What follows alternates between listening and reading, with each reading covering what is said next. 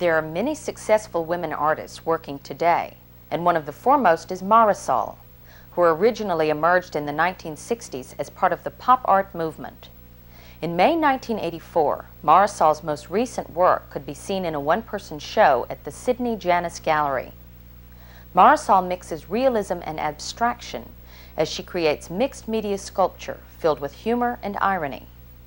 This work is entitled Anna, and it is based on Gauguin's painting of a woman from Java. Marisol has metamorphosed Gauguin's style into her own, as she playfully transforms his two-dimensional painting into a piece of three-dimensional sculpture. When we look at the work from the side, we can see how Marisol deliberately creates a tension between flatness and spatial effects. While one is always aware of the imagery in the sculpture, one is simultaneously aware of the materials that Marisol uses, and which she often leaves raw and unfinished. It is an intuitive mix of representation and abstraction. It is lively, evocative, clever, and in the words of the New York Times, filled with an innate sense of chic. Showing her pop art roots, Marisol has done variations of other famous masterpieces of art. The tour de force of her recent exhibition is this ambitious copy of Leonardo da Vinci's Last Supper. It measures over 30 feet across, and it took Marisol over 2 years to complete the work. In part, Marisol closely follows Leonardo's painting, but she also freely transforms the work as she creates a piece of sculpture that is distinctly her own. For an artist like Marisol, making something new out of a familiar masterpiece is a challenge, and she deliberately tries to rival Leonardo's famous fresco. But Marisol's work is also an homage to Da Vinci, as we discovered when we asked the South American-born artist if the religious content of the Last Supper had special meaning for her.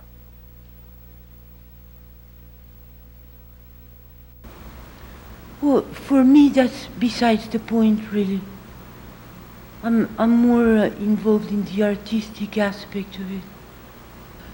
Well, the piece is done very accurately according to Leonardo's composition. And this took me a long time to figure out. The composition is perfect. On the table, we can see how Marisol has recreated glasses with smoothly finished pieces of wood, and how a loaf of bread has a rough, scalloped look. A plaster cast of an actual hand introduces a more realistic note, while a bowl is created through shading that creates a three-dimensional trompe-l'oeil effect. Cut out of brownstone, Christ looks serene as he calmly announces that one of his apostles will betray him. Over to the left, Judas recoils from Christ's words. His body is painted on a wooden box, and his head is roughly carved out of a piece of hard black wood. Like in Leonardo's painting, he is the darkest apostle. Next to Judas, Andrew expresses astonishment at Christ's revelation. His hands are done in relief, and the illusion is strengthened through drawing.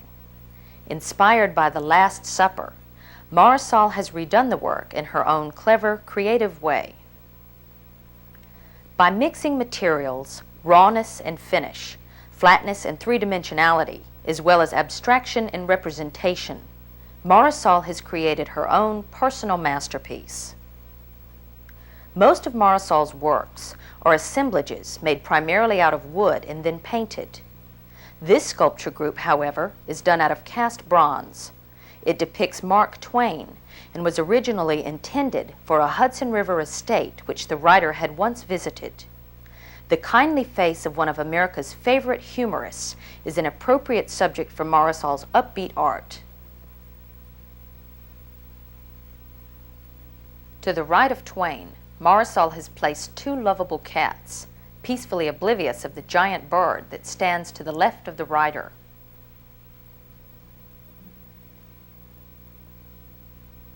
It is a piece of sculpture that has the whimsy and subtle humor that has made Marisol's work so popular with art connoisseurs and laymen alike.